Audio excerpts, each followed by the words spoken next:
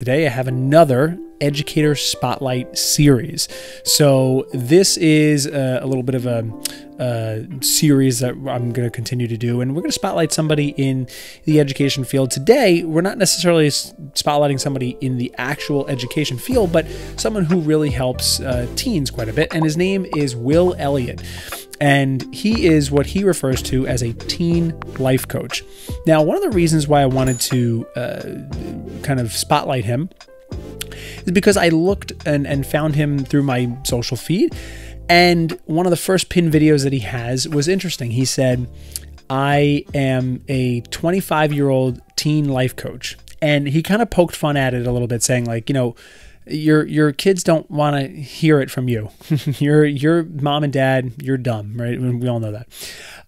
But you know, they may want to hear it from somebody who's a little bit more relatable to them in both age and culture and all that stuff, which I found interesting because the first second I was like 25, and then I was like, oh, he's got a point.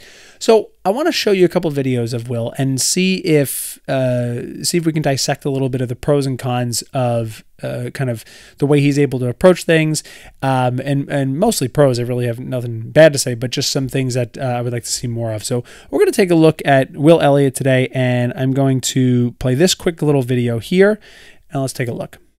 16 things I wish I knew before I turned 16. Number 1, you get what you focus on. Start focusing on what you want instead of what you fear. 2, emotions are like waves. Don't stop them from coming. Learn how to surf. Number 3, the faster you fail, the faster you succeed. Failure is not failure if you just learn from it. 4, short-term sacrifices lead to long-term benefits. In other words, do short-term easy for long-term hard. 5, let go of everything you can't control and just do your best with what you can. 6, they're not actually thinking of you. 7, character is king. Become someone with solid character and results are inevitable. 8, it's okay to not feel okay. Number 9, you don't have to believe everything that you think. Practice rejecting thoughts that don't serve you and you're unstoppable. 10, when you're feeling anxious, zoom out. Change your perspective on the situation that's in front of you. 11, if nothing changes, nothing changes. Don't be upset by the results you didn't get from the work that you didn't do. Number 12, alone time is healthy. Don't be afraid of being bored. Number 13, be willing to ask for help. That's what successful people do. 14, doing things outside your comfort zone and things that scare you is your fastest way to confidence. 15, focus on progress, not perfection, especially with all of these tips. And last but not least, you are enough, you are whole and complete, and nothing will ever change that.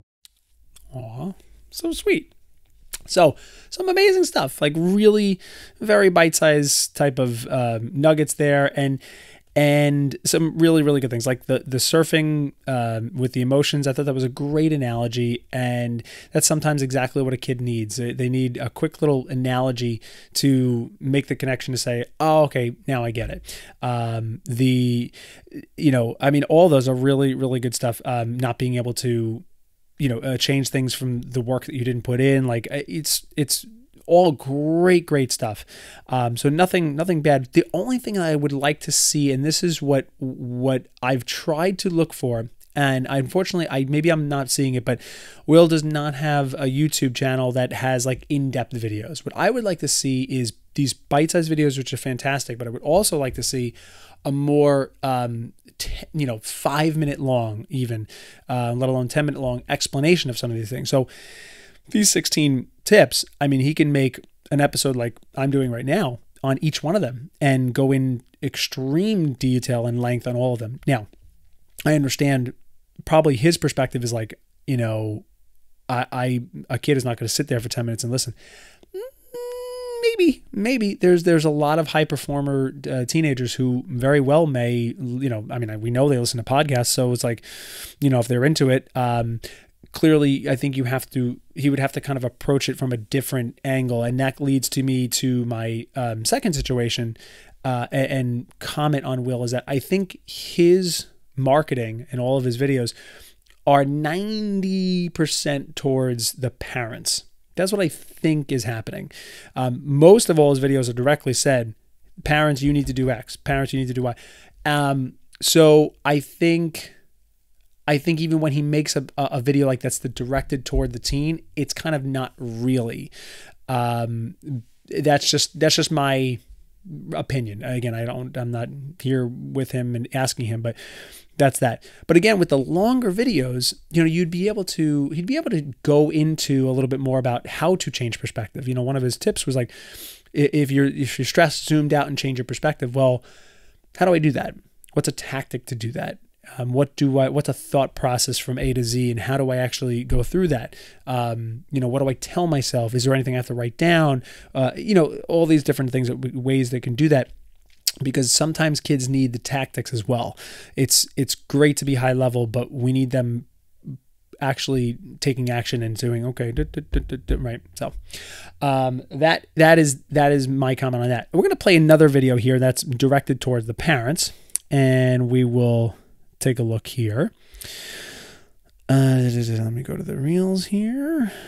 Okay, so things your kids want you to know, part 2. Here's something your teenagers desperately want you to do. They want you to stop making school the center of every conversation. They want you to make an intentional effort to become genuinely interested in their interests, even if it's something you don't get overly excited about. They want you to ask about their new interests and hobbies. They want you to ask about the video games they're playing. They want you to show that you care about things outside of school. Parents, they want you to know how loved it makes them feel when you put school aside and invest in them as a human more than as a student. And you do so by being intentional with your energy, your words, and your presence. And when you do that, even though it's not the point, I bet their grades start improving. Follow for a part 3. So really interesting there, right? Again, really great stuff. Very true. You lead with your intention and your presence and your love for your kid, which we always lead with that, but sometimes it doesn't necessarily come across if we're stressed and busy and blah, blah, blah, and we're just like, okay, how was school today? How'd you do on the test? Blah, blah, blah. So I understand. I think it's an extremely important, and you can tell that that is a problem that most high-performing families and affluent families have, because, you know, of different situations, they're not going to be caring about school. Therefore, you know, so I totally understand that. Again, great tip. Here's what I would love to see. I've yet to see a video do this. I looked at quite a few of them. I could be missing it, but I would love, and this is where the whole 25-year-old things come into play. I'm 36. I'm not an old man at all. But as any of you watching this, depending on your age, you know that a lot happens from 25 to say 35, right? A lot of adulting kind of happens there. I myself have a 2.5-year-old and a 6-month-old, so I do not have a teenager. So I can only speak towards this a little bit, but I would love Will to say in a video, I just like 3 words, I get it, right? Just say, I get it, parents. Sometimes we're stressed, blah, blah, blah, blah, blah. Totally understand. Like, just once in a while, let that come into play, because that will alleviate well, what do you know, kid? Right? Like, that'll alleviate the judgment on from the parents' part. Now, something else he could do is he can, and I'm sure I would be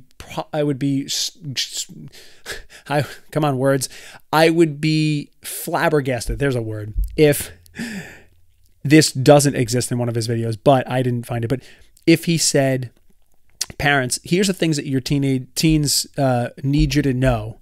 Trust me, I've heard it from all the other students I've worked with, because then if you're not going to go say, hey, parents, I get it, totally understand your stress, blah, blah, blah, at least you're giving credibility to your experience and your all your work that you've done with other students and other clients. So because they're saying X, Y, Z. So then you have like the authority to say, I don't care if if you're stressed or not, like, here's what they need you to do.